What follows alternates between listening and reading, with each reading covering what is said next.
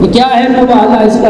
اپنے جو میرے چھوٹے عزیز برادران بیٹھے ہوئے ہیں، لائن بھی جا رہی ہے، ان کے لیے مختصر سا بزرگان جانتے ہیں، فتح مکہ کے بعد جب اسلام پھیلنے لگا، اسلام کی ترقی ہونے لگی، پیغمبر نے جتنے بھی قبیلے تھے، جتنے بھی لوگ تھے، ہر ایک کو اسلام کی دعوت دینے کے لیے خط لکھا، دعوت اسلام دی۔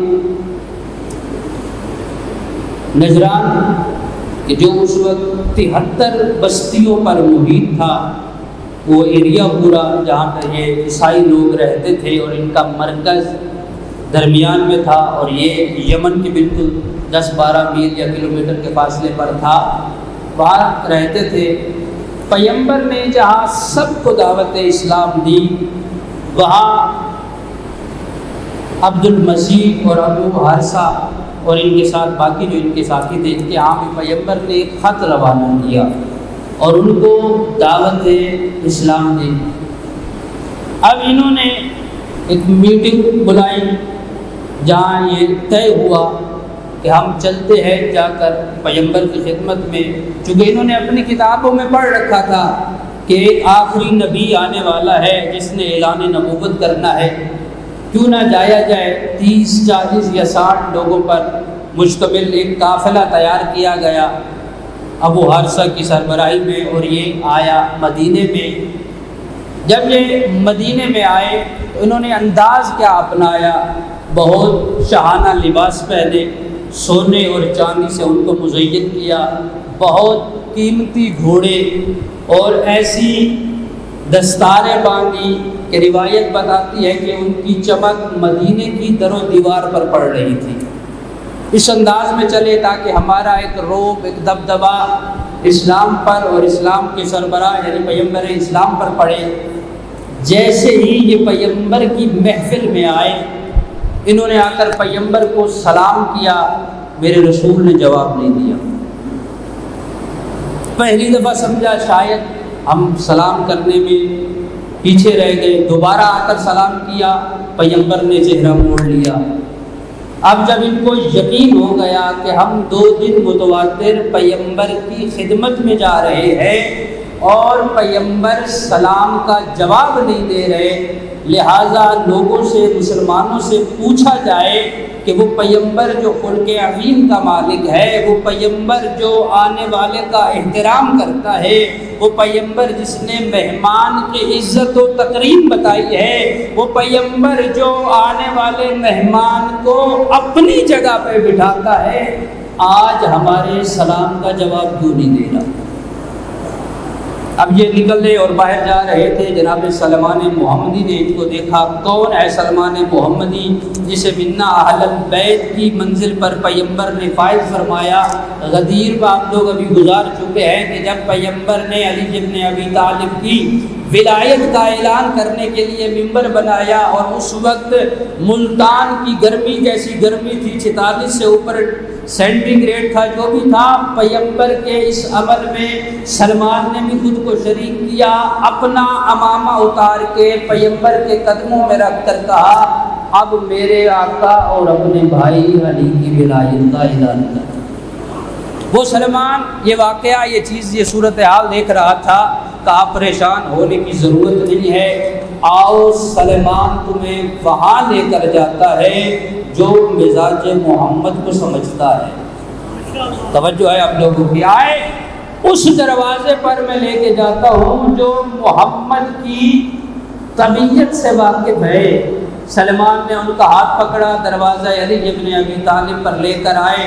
امیر المومنین نے جب دیکھا، پوچھا کیوں آئے ہو؟ کہا ہم پیغمبر کی خدمت میں گئے تھے، ہم نے سلام کیا، پیغمبر نے جواب نہیں دیا۔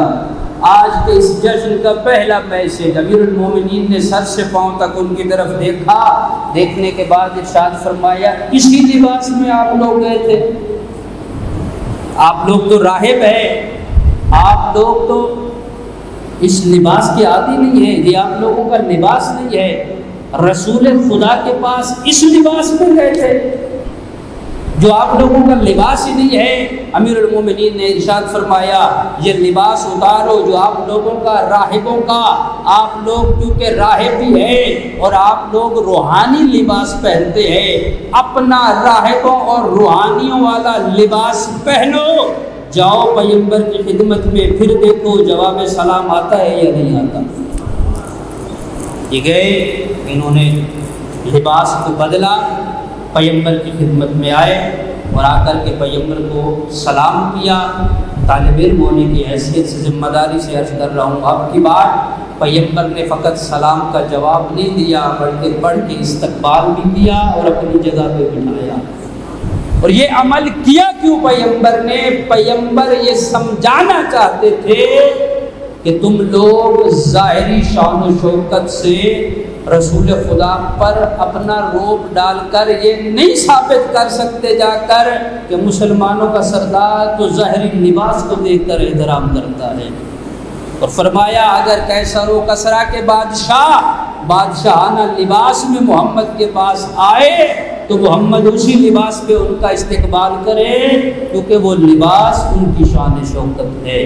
تم لوگوں کی شان و شوکت یہ لباس نہیں تھا جو تم پہن کر آئے۔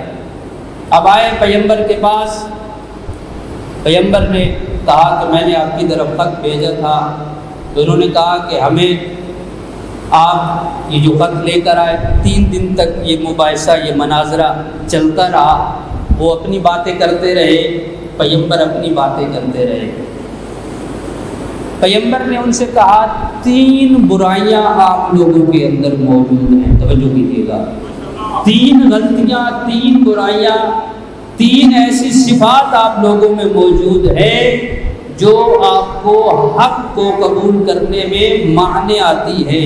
پیغمبر نے فرمایا پہلی آپ کے اندر بری صفت یہ ہے آپ صلیب کی پرستش کرتے ہو، صلیب کو پوجتے ہو، یہ پرستش چھوڑ دو، ایک خدا کی آ کے عبادت کرو، پھر دیکھو آپ کے درجات میں اضافہ کتنا ہوتا ہے۔ دوسرا فرمایا آپ لوگ خنزیر کا گوشت کھاتے ہو، اس کو چھوڑ دو، اور تیسرا فرمایا آپ لوگ شراب پیتے ہو، یہ 3 عمل چھوڑ دو، پھر دیکھو آپ کے درجات میں بلندی کیسی ہوتی ہے۔ مباحثہ چلتا رہا، انہوں نے کہا اچھا ہم آپ کی ساری باتیں ماننے کے لیے تیار ہیں، اللہ کو بھی مانتے ہیں، اسلام کے قوانین کو بھی مانتے ہیں، آپ یہ بیان فرمائے آپ کا حضرت عیسیٰ کے متعلق نظریہ کیا ہے؟ پیغمبر نے فرمایا حضرت عیسیٰ اللہ کے نبی ہے اور اللہ کے عبد ہے، اللہ کے بندے ہیں۔ کہا نہیں، وہ اللہ کے بندے نہیں ہیں بلکہ وہ اللہ کے بیٹے ہیں، اللہ کے فرزند ہیں۔ گویا پیغمبر حقیقت میں سورہ توحید کی وہاں تفسیر بیان کرنا چاہتے تھے۔ جب انہوں نے کہا نا کہ حضرت عیسیٰ اللہ کے بیٹے ہیں، پیغمبر خاموش ہوئے، جبرائیل نازل ہوئے اور آ کر کے کہا پیغمبر اللہ کہہ رہا ہے، ان کو جواب دو، اِنَّ مَثَلُ عِیسیٰ عِندَ اللَّهِ كَمَثَلِ آدم، اللہ کے نزدیک عیسیٰ کی مثال آدم جیسی ہے۔ اللہ نے آدم کو پہلے مٹی سے خلق کیا اور اس کے بعد کن فیکون کہا اور وہ بن گئے۔ کہا نہیں ہم آپ کا یہ نظریہ نہیں مانتے۔ یہودی بھی حضرت عزیر کو اللہ کا بیٹا مانتے ہیں لیکن آدم کو اللہ کا بیٹا نہیں مانتے۔ عیسائی بھی حضرت عزیر کو، اب حضرت عیسیٰ کو اللہ کا بیٹا مانتے ہیں لیکن حضرت آدم کو اللہ کا بیٹا نہیں مانتے۔ ایک اور عقیدے کی طرف بھی توجہ آپ کی دلاتا چلوں، ان عیسائیوں کا عقیدہ یہ تھا، یہ راہب لوگ شادیاں نہیں کرتے تھے، توجہ کیجیے گا، اور ان کا یہ نظریہ تھا کہ شادیاں جو ہے نا، بیوی بچے، یہ روحانیت میں خلل کا سبب بنتے ہیں۔ توجہ کیجیے گا، شادی اس لیے نہیں کرتے۔ ہمارے ہاں بھی آج جنوبی پنجاب میں ایک بہت بڑا مذہب وجود میں آ چکا ہے جو شادیاں نہیں کرتا، اور ان کا کہنا یہ ہے کہ امام زمانہ آ کر ان بچوں کی شادی کرے گی، لہذا ان کے عقیدے میں اور ان کے عقیدے میں کوئی فرق نہیں ہے۔ جب پیغمبر نے یہ دلیل دی اور وہ نہ مانے، قرآن نے کیا کہا کہ اے رسول آپ ان کو آدم کی مثال دے. جب پیغمبر نے آدم کی مثال دی کہا نہیں ہم ہر بات کو ماننے کے لیے تیار ہیں لیکن اس بات کو ماننے کے لیے تیار نہیں ہے. تو اللہ نے پھر ایک اور آیت کو بھیجا, کیا فرمایا؟ فمن حاجک فیہ من بعد ما جاءک من العلم, اے رسول ان سے کہہ دو اگر علم آ جانے کے بعد بھی تم لوگ حق کو نہیں مانتے پھر کیا کرو؟ آؤ آ کر پیغمبر کے ساتھ مباہلہ کرو. اب ایک بات تو ہمیں سمجھ آ گئی نا اس میں کہ اللہ کیا کہہ رہا ہے, اگر علم آ جانے کے بعد بھی انسان بات کو نہ مانے تو یہ در حقیقت اس بات کی طرف اشارہ ہے جس شخص نے یہ کہا تھا حسبنا کتاب اللہ, کہ ہمارے لیے کتاب خدا یعنی علم کافی ہے. اللہ کہہ رہا ہے جہاں کتاب خدا نہ کافی ہو وہاں اہل بیت کو لایا جاتا ہے, وہاں پھر فاطمہ اور اولاد فاطمہ کو لایا جاتا ہے. پیغمبر نے کہا کہ اگر آپ نہیں مانتے پھر کیا کرتے ہیں؟ مباہلہ کرتے ہیں. اور اللہ تعالیٰ نے آیت کی جو ترتیب بیان فرمائی فَقُلْ تَعَالُوا نَدْعُوا أَبْنَاءَنَا وَأَبْنَاءَكُمْ, میرے بھائی بیان کر رہے تھے قصیدے میں, اللہ تعالیٰ نے صیغے جمع کے سارے استعمال کیے. آیت میں جو صیغے استعمال ہوئے ہیں ابنا کا لفظ بھی, نساء کا لفظ بھی اور انفس کا لفظ بھی, یہ تینوں علماء محفل میں موجود ہے. جمع کے صیغے ہیں. اردو اور فارسی میں واحد اور جمع ہوتا ہے جبکہ عربی میں واحد تثنیہ اور جمع ہوتا ہے. اللہ نے صیغے جمع کے استعمال کیے. کیا فرمایا؟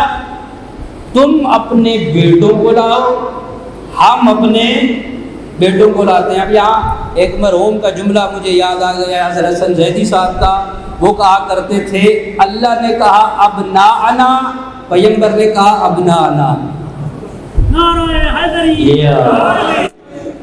کیا فرمایا؟ کہ اپنے بیٹوں کو لاؤ. گویا اللہ راستہ بند نہیں کرنا چاہتا, پیغمبر کے انتخاب پر اللہ چھوڑ رہا ہے کہ مصطفیٰ کس کس کو لاتا ہے. پیغمبر صرف 2 بیٹے لے کے گئے. اچھا علماء بیٹھے ہیں, نساء جو ہے نا یہ رشتہ نہیں ہے, عورت ہونا رشتہ نہیں ہے, صفت ہے. اللہ نے نہیں کہا کہ آپ بیٹیوں کو لاؤ, بیویوں کو لاؤ. کیا کہا؟ نساءنا, عورتوں کو لاؤ. اچھا اگر اللہ بیٹیاں کہہ دیتا قمر مجھیسہ قبلہ تو کم از کم ہمارے لیے ایک مسئلہ تو حل ہو جاتا. اور بیٹیاں ہوتی تو پیغمبر لے کر جاتے ساتھ, لیکن اللہ نے لفظ بیٹی استعمال نہیں کی بلکہ کیا کہا؟ تم اپنی عورتوں کو لاؤ, ہم اپنی عورتوں کو لاتے ہیں. اور یہ اللہ نے کیوں کہا؟ اصل میں اسلام یہودیت اور عیسائیت کے اس نظریے پر کاری ضرب لگانا چاہتا تھا جو یہ عقیدہ اور نظریہ رکھتے تھے بیوی اور بچے روحانیت میں رکاوٹ ہے. اسلام بتانا چاہتا ہے جب کبھی کسی اسلام یا عقیدے پر مشکل آئے پھر بچانے کے لیے بیوی اور بچے بھی لائے جا سکتے ہیں, یہ رکاوٹ نہیں ہے. اور عورت کا لفظ استعمال کر کے اللہ نے دروازہ کھلا رکھا کہ پیغمبر جس کو چاہے ساتھ لے جائیں. ذمہ داری سے عرض کر رہا ہوں, میں دیکھ رہا تھا پیغمبر نے باقاعدہ بعض لوگوں کو اشارہ کر کے کہا صبح جھوٹوں پر لعنت ہونی ہے, مقام مبور دور رہنا. خود بتا کر کے گئے ہیں کہ لعنت کس پہ ہونی ہے؟ جھوٹوں پر. کئی ایسے مقامات تھے کہ جہاں پیغمبر نے اعلان کیا تو لوگ بھاگ کر آ گئے کہ ہمیں بھی ساتھ لے کر چلے, ہم بھی جانا چاہتے ہیں, لیکن یہاں کوئی آیا بھی نہیں ہے. پیغمبر روک بھی رہے ہیں اور ساتھ کس کو لے کے جا رہے ہیں؟ نساءنا کا لفظ استعمال ہوا, کسی بھی عورت کو لے کے جا سکتے تھے, کسی بھی بیٹی اور بیوی کو لے کے جا سکتے تھے, لیکن پیغمبر نے سیدہ کو لے جا کر کے یہ ثابت کر دیا حق کے اس بات کے لیے اگر اسلام کو کوئی خاتون ملی ہے وہ فقط بطول ہے, وہ فقط سیدہ ہے. اور کس انداز میں چلے, جس انداز میں آیت آئی ابناءنا, حسن مجتبیٰ کو انگلی سے پکڑا، مولا حسین کو بازو پہ اٹھایا، نسانا پیچھے جناب سیدہ ہے، انفسنا ان کے پیچھے امیر المومنین ہے، پیمبر قدم اٹھاتے ہیں، سیدہ قدم رکھتی ہے، سیدہ قدم اٹھاتی ہے، علی قدم رکھتے ہیں، گویا فاطمہ نبوت و امامت کے حصار میں چل رہی تھی، اس انداز میں چل رہی تھی، آگے نبوت تھی، پیچھے امامت تھی، درمیان میں عصمت تھی۔ اور یہاں بھی میں یہ بتاتا چلوں، کئی ایک ایسے راز جس سے پردہ اٹھ گیا، باپ تھے پیمبر، بیٹی تھی بطول، پیمبر نے آگے چل کے بطول کو پیچھے چلا کے دنیا کو بتا دیا، باپ کے نقش قدم پہ چلنا ہو تو آؤ بطول کو دیکھو۔ اور یہاں حافظ حسنین صاحب قبلہ مرحوم کا ایک جملہ مجھے یاد آ رہا ہے، وہ فرمایا کرتے تھے کتنی لائق اور عظیم المرتبت ہے وہ بچی جو باپ کے نقش قدم پہ چلے۔ توجہ ہے آپ لوگوں کی، کتنی لائق اور عظیم المرتبت ہے وہ بچی جو باپ کے نقش قدم پہ چلے۔ اللہ جانے کس مقصد اور منزل اور کس عقیدے کے بعد میں یہ جملہ کہنے لگا ہوں، کتنی عجیب اور بدقسمت ہے وہ بچی جس کا باپ میدان سے بھاگ جائے اور وہ لڑنے کے لیے باپ کے نقش قدم پہ چلنا ہے۔ تو دیکھو سیدہ کیسے چل رہی ہے، پیمبر لے کر کے چلے ہیں اپنی اہل بیت کو، پیمبر لے کر کے چلے ہیں حسن و حسین کو۔ اب جب آئے ہیں تو ان کا ایک عیسائیوں کا عالم تھا جس نے آسمانی کتابیں پڑھ رکھی تھی، وہ جب یہ لوگ آئے تھے پیمبر کے پاس اس وقت وہاں موجود نہیں تھا، اسے جیسے ہی خبر ملی وہاں پہنچا اور کہا مجھے پہلے دیکھنے دو پیمبر کسے لائے ہیں، اگر تو اپنے اصحاب کو لائے ہیں پھر تو ہم مباہلہ کریں گے۔ جب دیکھا پنجدن پاک کو لائے ہیں تو اس نے کہا میں ایسے چہرے دیکھ رہا ہوں، اگر یہ چہرے دعا کرے پہاڑ اپنی جگہ چھوڑ دے، ایسی ہستیاں میں دیکھ رہا ہوں۔ اور ساتھ اپنے نجران اور عیسائیوں سے یہ مخاطب ہو کر کہا یہ جو آسمان پہ تم بادل دیکھ رہے ہو یہ بادل نہیں ہے، ان میں عذاب بھرا ہے، یہ جو پرندے پرواز کر رہے ہیں یہ تمہیں پیغام دے رہے ہیں، ان ہستیوں کے مقابلے میں نہ آنا وگرنہ یہودیت اور عیسائیت کا نام و نشان مٹ جائے گا۔ اور پیمبر نے بھی اپنے اصحاب سے یہ بیان فرمایا تھا اگر یہ مناظرے اور مباہلے کے لیے آ جاتے تو یہ خنزیر کی شکل میں ان کی شکلیں بدل جاتی اور روئے زمین پر عیسائیت کا نام و نشان مٹ جاتا۔ اچھا اب یہ تو ہم یہاں تک تو آ گئے، جب انہوں نے دیکھا کہ پیمبر اہل بیت کو لائے ہیں تو آئے، آ کر کے کیا کہا کہ ہم سے جزیہ فدیہ وصول فرمائے اور ہم آپ سے مباہلہ نہیں کرتے۔ طے ہوا 33 سریں، 33 تلواریں، 33 گھوڑے اور کچھ اور مقدار اسلحے کی، اور اس کے علاوہ کسی بھی اسلام کے خلاف سازش اور سرگرمی میں یہ لوگ شریک نہیں ہوں گے۔ اس شرائط پر یہ معاہدہ کر کے واپس چلے گئے۔ سوال میرا یہ ہے، لعنت کرنی تھی جھوٹوں پر، اعلان بیزاری کرنی تھی مولانا جھوٹوں سے اور اللہ کی لعنت ہونی تھی، پیمبر خود اکیلے بھی تو جا سکتے تھے، خود اکیلے چلے جاتے، اور یقیناً جب اکیلے پیمبر چلے جاتے تو یہی نظریہ ان کا جو اہل بیت کے متعلق تھا وہ پیمبر کے متعلق بھی ہوتا ہے۔ علماء بیٹھے آپ جانتے ہیں تعریف دو طرح کی ہوتی ہے، جامع ہوتی ہے اور مانع۔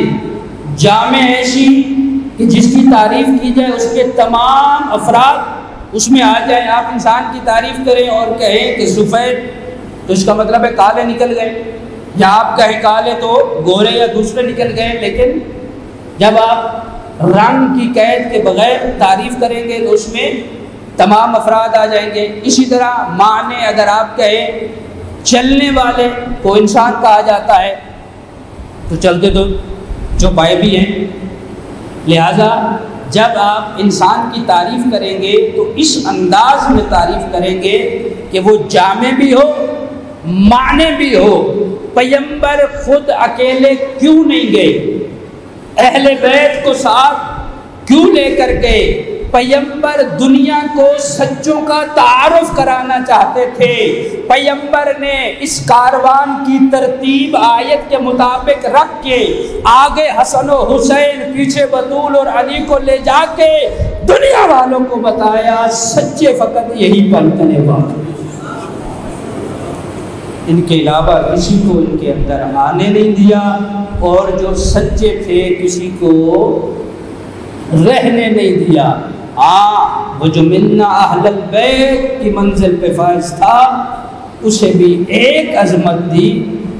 فرمایا سلمان مسجد اجابہ، جو لوگ آپ گئے ہیں آج پہ، جو نہیں گئے اللہ تعالیٰ سب کو لے جائے، جہاں پر مباہلہ ہوا تھا آج بھی موجود ہے۔ فرمایا سلمان جاؤ وہاں جا کر کے شامیانہ لگا دو، سایہ بنا دو، ہم نے آ کر یہاں بیٹھنا ہے۔ پیغمبر نے سچوں کا تعارف کرایا ہے، اور میں نے روایت میں آج دیکھا ہے کہ ان تمام ہستیوں کی سچائی میں کوئی شک نہیں ہے، لیکن نجران دو ہستیوں کو، کیونکہ سیدہ کو تو دیکھ نہیں سکتے تھے، امیر المومنین پیچھے تھے، حسن مجتبیٰ کی عظمت اپنی جگہ، لیکن دو ہستیوں سے متاثر ہوئے۔ پہلی ذات مصطفیٰ ہے، دوسری ذات حسین ابن علی کی ہے، جس کے چہرے انور کو دیکھ کر یہودیوں نے کہا کہ ہم نے ایسے چہرے دیکھے ہیں کہ اگر یہ بد دعا کرے تو یہودیت اور عیسائیت کا نام و نشان مل جائے۔ دعائے کریم اللہ